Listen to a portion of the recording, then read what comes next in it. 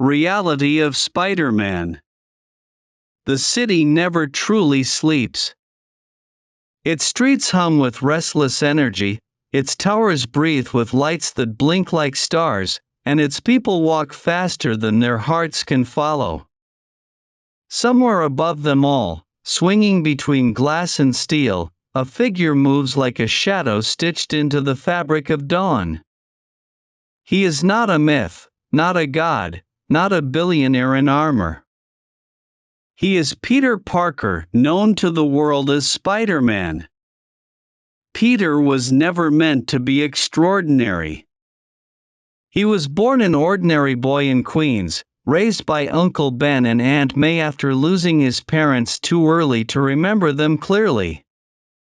He loved science, loved books, loved the quiet corners of the library more than the loud spaces of the schoolyard. He was awkward, often ignored, sometimes mocked. He wore glasses too big for his face, carried a backpack heavier than his frame, and spoke with a hesitation that made bullies circle him like wolves. If you asked his classmates then, no one would have chosen Peter Parker as the one who might someday save them. But life has a way of rewriting destinies in a blink. One school trip to a science exhibition, one spider altered by radiation, one bite sharp enough to pierce not just skin but fate itself, that was all it took. Peter's veins burned with a fever that night. He sweated, collapsed, woke with vision sharper than glass, muscles singing with power, reflexes alive with electricity. He could climb walls with bare hands, leap impossible distances, sense danger like a whisper before it arrived.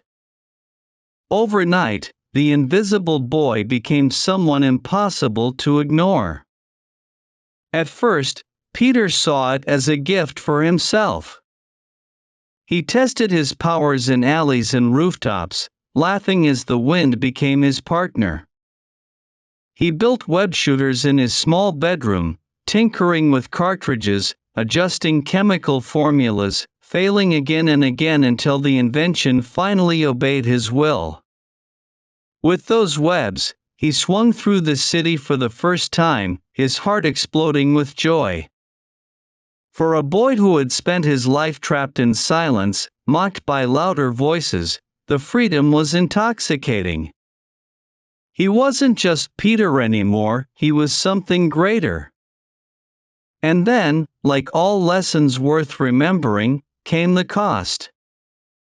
The night of the wrestling match is carved into him like a scar.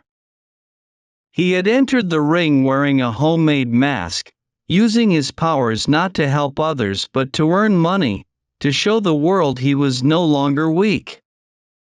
He pinned his opponent easily. He expected gratitude, respect, maybe even a little fear. But when the organizer cheated him out of his winnings, Peter walked away bitter and proud. Minutes later, a thief ran past him, chased by desperate cries. Peter could have stopped him, he had the power, he had the chance, but bitterness chained his legs. He let the thief escape. That decision would become the defining moment of his life. Hours later, Uncle Ben lay dying from a gunshot wound, the bullet fired by the very criminal Peter had let slip away. Peter held his uncle's hand, felt the warmth fade, felt the last words burn into his soul. With great power comes great responsibility. From that night, Peter Parker was no longer just a boy with powers. He was a man with a vow. A vow born not of glory, but of guilt. A vow written in the silence of grief, never again. Never again would he stand aside when he could save someone. Never again would his pride cost an innocent life. But vows are heavy, and being Spider-Man was never simple. His life became a balancing act between two identities that constantly tore at each other. As Peter Parker, he was still the shy boy from Queens, struggling with rent, with school, with heartbreak, with responsibilities that weighed heavier than his body could bear. As Spider-Man, he was the guardian of New York, swinging between skyscrapers, fighting thieves, stopping muggings, facing villains who seemed to multiply with every dawn. What made him different from other heroes was not his powers, but his humanity. Superman could stand above the clouds, Batman could hide behind wealth and shadows, Iron Man could build machines to replace his own fragility. But Peter Parker carried the same problems as the people he saved. He worried about money. He missed meals. He patched his suit with needle and thread late at night, hiding the bloodstains so Aunt May wouldn't worry. He stood over textbooks while his mind screamed with exhaustion, and when villains tore the city apart, he still rushed to class the next morning to hand in homework. This was the reality of Spider-Man, a life where every victory carried a cost. He saved strangers while disappointing friends. He stopped villains while missing dates. He carried the city while failing to carry his own heart. And yet, he never stopped.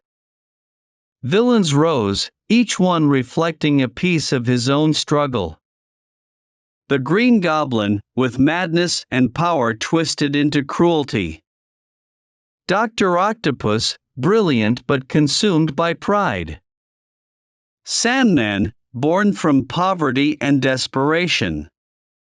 Venom, a dark mirror of Spider-Man himself, feeding on rage and hate.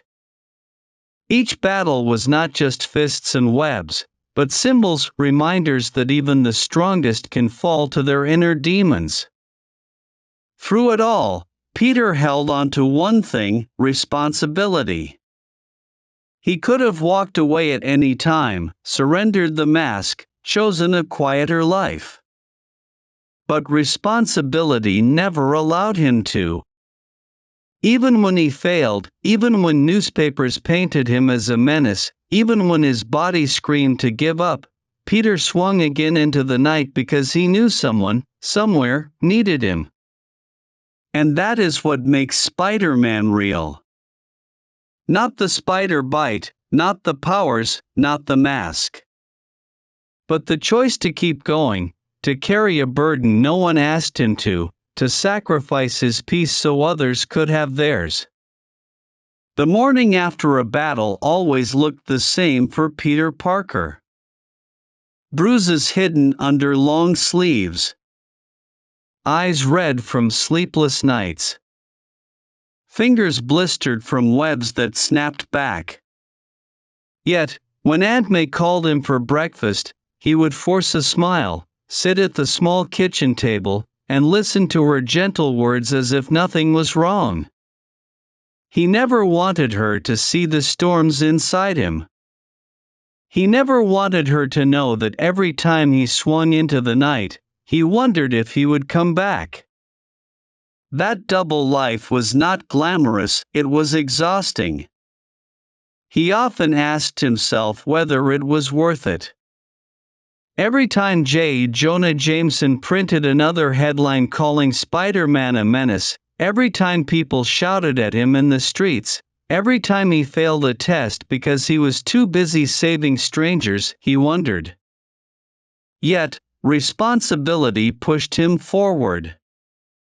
He did not save the city for applause.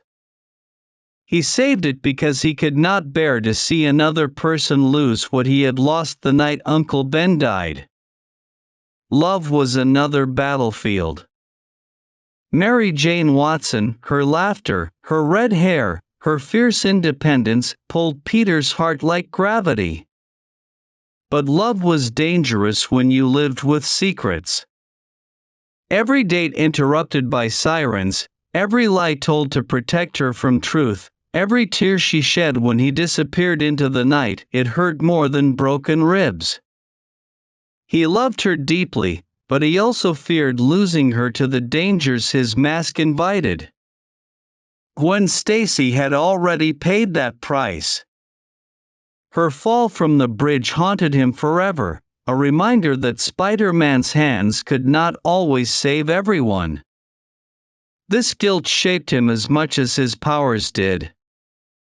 Unlike other heroes, Peter Parker carried failure like a second skin. But strangely, that is what made him stronger. He learned that being a hero was not about never falling, it was about standing again after every fall. The world saw him swing through the sky, but only he knew how heavy his heart was when he did it. New York itself became part of his story. Its alleys, rooftops, fire escapes, and bridges were not just settings, they were his partners. The city was alive in his veins. He swung past taxi horns, past neon billboards, past children pointing upward with wonder in their eyes. Some called him menace, some called him savior, but the truth was simpler, he was theirs. New York and Spider-Man were bound together, each incomplete without the other. His villains, too, were not simple enemies but reflections of humanity's flaws.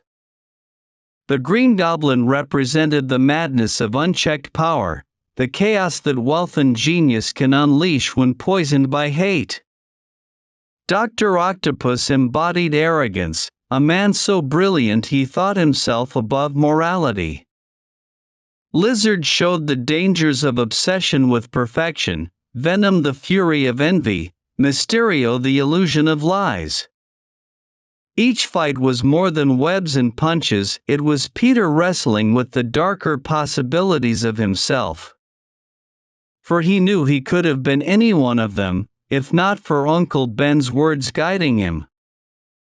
And always, after every victory, he returned not to applause but to silence. His name in headlines was rarely heroic. His photos, often sold under Jameson's hostile pen, painted him as reckless, dangerous, irresponsible. Yet Peter kept submitting those photographs because they paid the rent, because Aunt May's medicine mattered more than pride.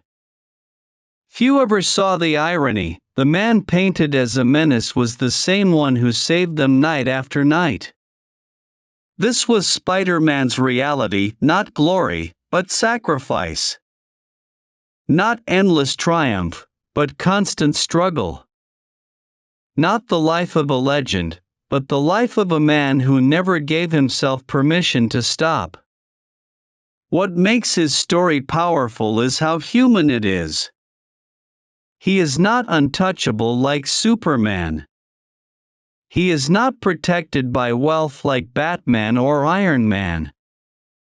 He is not a soldier bred for war like Captain America. He is an ordinary boy who stumbled into power and chose to use it not for himself, but for everyone else. That ordinariness is what makes him extraordinary.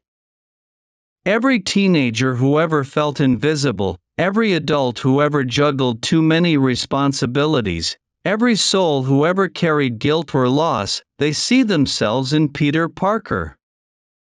His mask hides his face, but it reflects ours.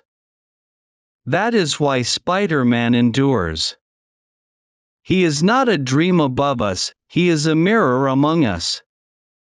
And perhaps the greatest reality of Spider-Man is this: he never wins forever. Crime never disappears. Villains always return. He never gets the peaceful life he longs for. But he does not need forever victories. He needs only one more chance, one more swing, one more person saved. For him, that is enough.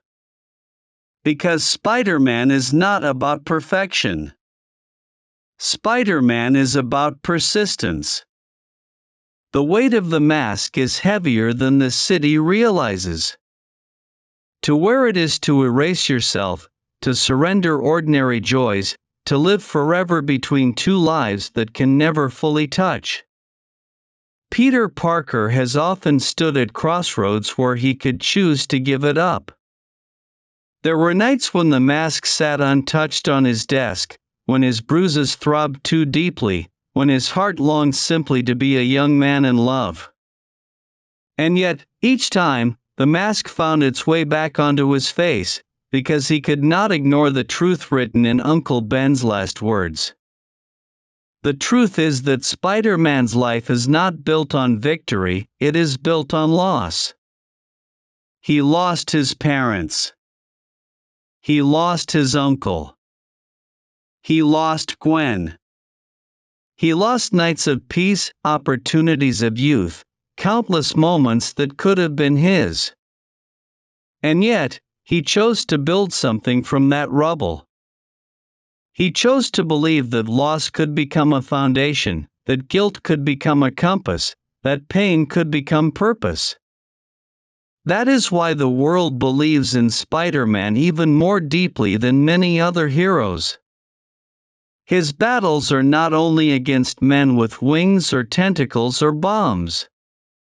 His battles are against the things that haunt us all: responsibility, guilt, failure, sacrifice, loneliness. Every time he rises from those battles, bloodied but unbroken, he reminds us that we too can rise.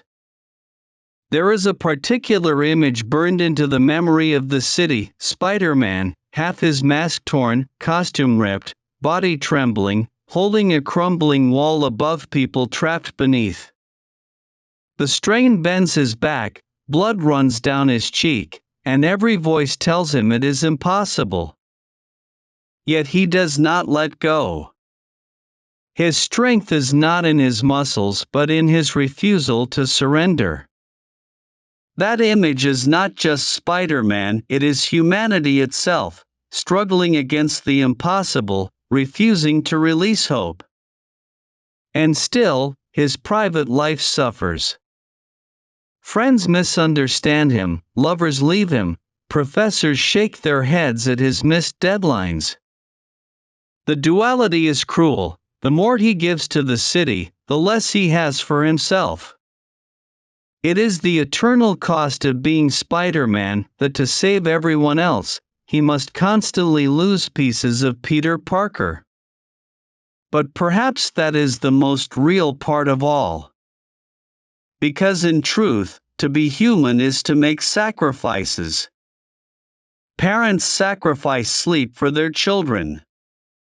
Workers sacrifice time for their families. Soldiers sacrifice comfort for their nations. In Spider-Man, we see those same sacrifices magnified through the lens of a mask and webs. His life is not alien, it is deeply familiar.